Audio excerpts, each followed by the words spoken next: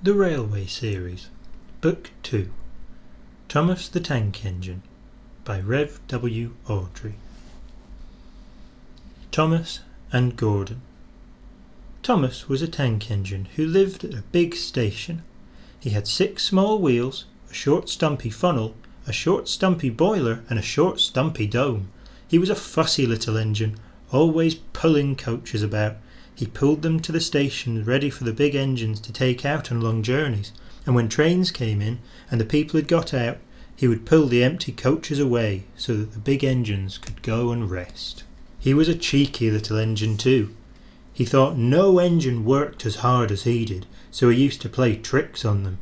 He liked best of all to come quietly beside a big engine dozing on a siding and make him jump.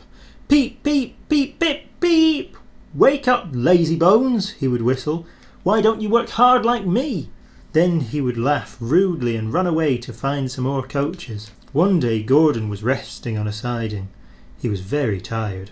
The big express he always pulled had been late, and he had had to run as fast as he could to make up for lost time. He was just going to sleep when Thomas came up in his cheeky way. "Wake up, lazy bones," he whistled. "Do some hard work for a change. You can't catch me." And he ran off laughing. Instead of going to sleep again, Gordon thought how he could pay Thomas out. One morning Thomas wouldn't wake up. His driver and fireman couldn't make him start. His fire went out and there was not enough steam. It was nearly time for the express. People were waiting, but the coaches weren't ready. At last Thomas started. "Oh dear, he yawned. "Come on," said the coaches. "Hurry up." Thomas gave them a rude bump and started for the station. "Don't stop dawdling, he grumbled. "Where have you been? Asked the coaches crossly. Thomas fussed into the station where Gordon was waiting. "Poop, poop, poop. Hurry up, you," said Gordon crossly. "Beep, beep, beep. Hurry yourself," said cheeky Thomas. "Yes," said Gordon, "I will." And almost before the coaches had stopped moving, Gordon came out of his siding and was coupled to the train. "Poop, poop," he whistled. "Get in quickly, please." So the people got in quickly. The signal went down, the clock struck the hour, the guard waved his green flag, and Gordon was ready to start. Thomas usually pushed behind the big trains to help them start, but he was always uncoupled first, so that when the train was running nicely, he could stop and go back. This time he was late, and Gordon started so quickly that they forgot to uncouple Thomas. "Poop, poop," said Gordon. "Beep, beep, beep," whistled Thomas. Come on," puffed Gordon to the coaches. Pull harder," puffed Thomas to Gordon. The heavy train slowly began to move out of the station. The train went faster and faster, too fast for Thomas. He wanted to stop, but he couldn't. "Peep, peep, stop, he whistled. Hurry, laughed Gordon in front. You can't get away, laughed the coaches. Poor Thomas was going faster than he had ever gone before. He was out of breath and his wheels hurt him, but he had to go on. "I shall never be the same again," he thought sadly. "My wheels will be quite worn out." At last they stopped at a station. Everyone laughed to see Thomas puffing and panting behind. They uncoupled him, put him onto a turntable, and then he ran onto a siding, out of the way. "Well, little Thomas," chuckled Gordon as he passed, "now you know what hard work means, don't you?" Poor Thomas couldn't answer. He had no breath. He just puffed slowly away to rest and had a long, long drink. He went home very slowly and was careful afterwards never to be cheeky to Gordon again. Thomas's train. Thomas often grumbled because he was not allowed to pull passenger trains. The other engines laughed. "You're too impatient," they said. "You'd be sure to leave something behind." "Rubbish," said Thomas crossly. You just wait, I'll show you." One night he and Henry were alone. Henry was ill. The men worked hard, but he didn't get better.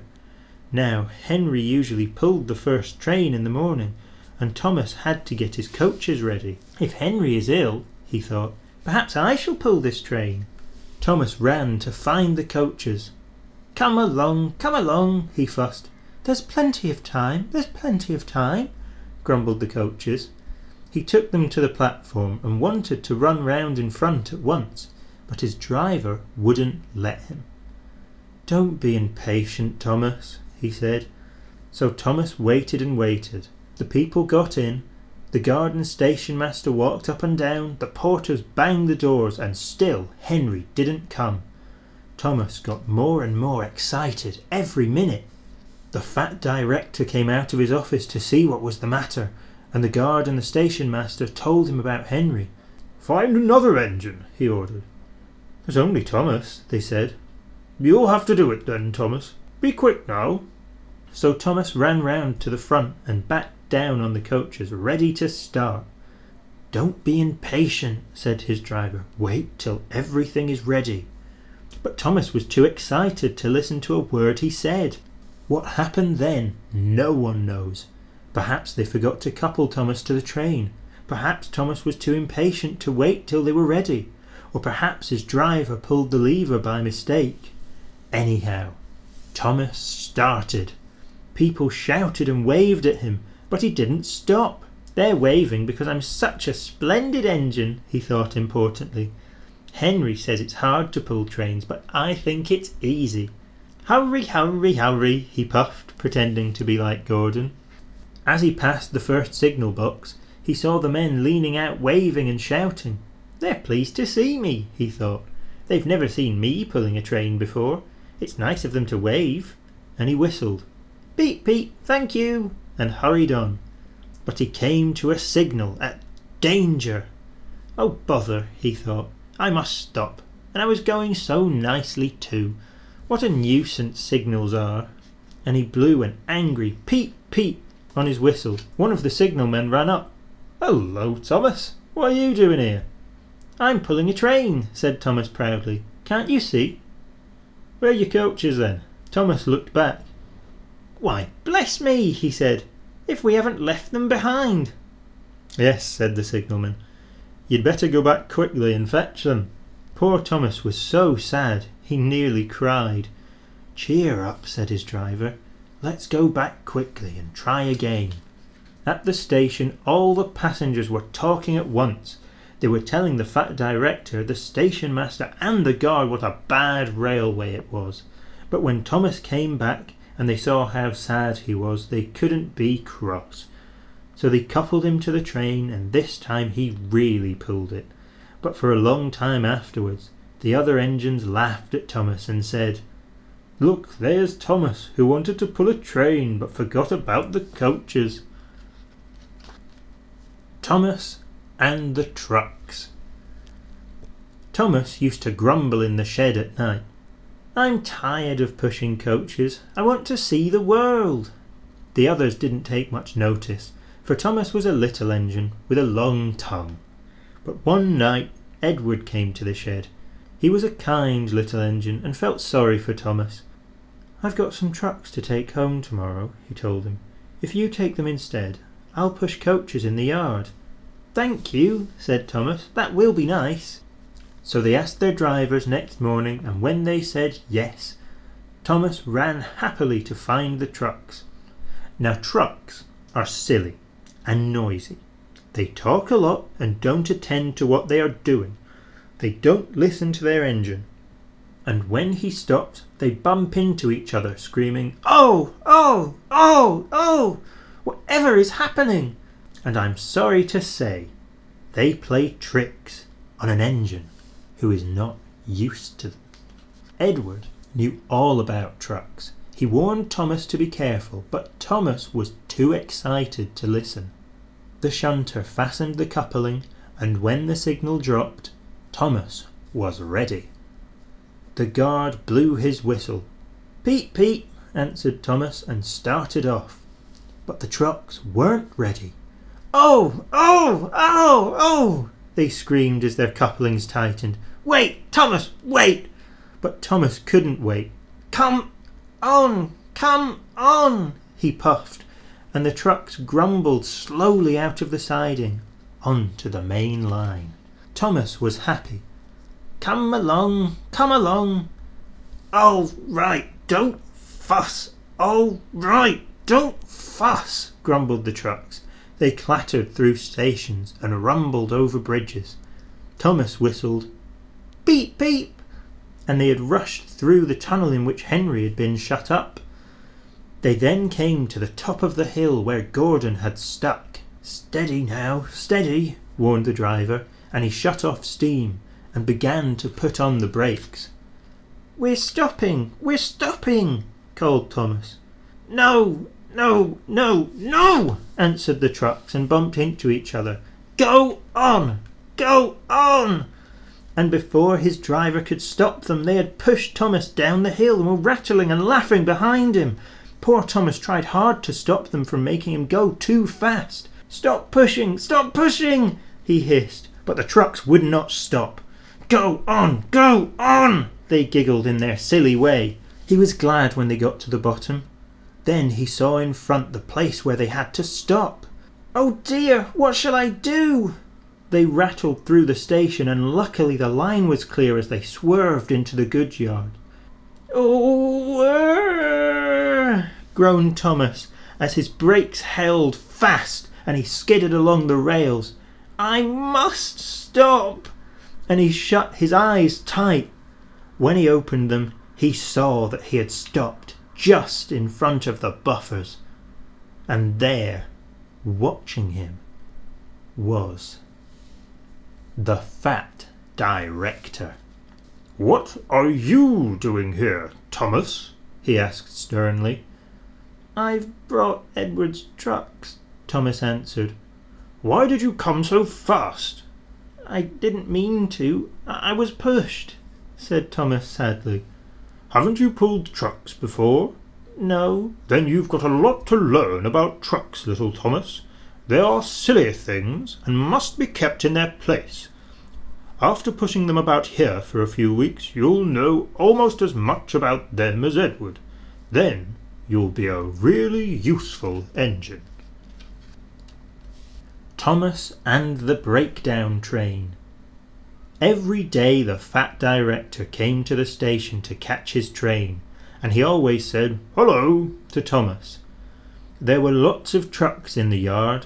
Different ones came in every day, and Thomas had to push and pull them into their right places. He worked hard. He knew now that he wasn't so clever as he thought he was. Besides, the Fat Director had been kind to him, and he wanted to learn all about trucks so as to be a really useful engine. But on a siding by themselves were some trucks that Thomas was told he mustn't touch. There was a small coach, some flat trucks, and two queer things his driver called cranes. "That's the breakdown train," he said. "When there's an accident, the workmen get into the coach and the engine takes them quickly to help the hurt people and to clear and mend the line. The cranes are for lifting heavy things like engines and coaches and trucks." One day Thomas was in the yard when he heard an engine whistling, "Help! Help!" and a goods train came rushing through much too fast. The engine, a new one called James, was frightened. His brake blocks were on fire, and smoke and sparks streamed out on each side. "They're pushing me! They're pushing me!" he panted. "On! On! On! On!" laughed the trucks, and still whistling, "Help! Help!" Poor James disappeared under a bridge. "I'd like to teach those trucks a lesson," said Thomas the Tank Engine. Presently a bell rang in the signal box, and a man came running. "James is off the line! The breakdown train! Quickly!" he shouted. So Thomas was coupled on. The workmen jumped into their coach, and off they went. Thomas worked his hardest. "Hurry, hurry, hurry!" he puffed, and this time he wasn't pretending to be like Gordon. He really meant it. Bother those trucks and their tricks, he thought. I hope James isn't hurt. They found James and the trucks at a bend in the line. The brake van and the last few trucks were on the rails, but the front ones were piled in a heap. James was in a field with a cow looking at him, and his driver and fireman were feeling him all over to see if he was hurt. "Never mind, James," they said. "It wasn't your fault. It was those wooden brakes they gave you. We always said they were no good." Thomas pushed the breakdown train alongside. Then he pulled the unhurt trucks out of the way. "Oh dear, they groaned. "Serves you right, serves you right," puffed Thomas crossly. When the men put other trucks on the line, he pulled them away too. He was hard at work puffing backwards and forwards all the afternoon. "This'll teach you a lesson, this'll teach you a lesson," he told the trucks, and they answered, "Yes, it will, yes, it will," in a sad, groany, creaky sort of voice. They left the broken trucks and mended the line. Then, with 2 cranes, they put James back on the rails. He tried to move, but he couldn't, so Thomas helped him back to the shed. The fat director was waiting anxiously for them. "Well, Thomas," he said kindly, "I've heard all about it, and I'm very pleased with you. You're a really useful engine. James shall have some proper brakes and a brand new coat of paint, and you shall have a branch line all to yourself." "Oh, sir," said Thomas happily. Now Thomas is as happy as can be. He has a branch line all to himself, and puffs proudly backwards and forwards with 2 coaches all day.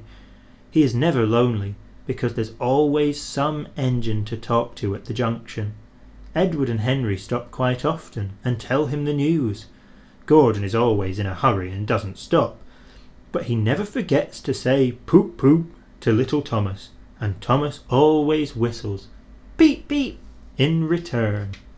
That was Thomas the Tank Engine, the second book in the Railway series.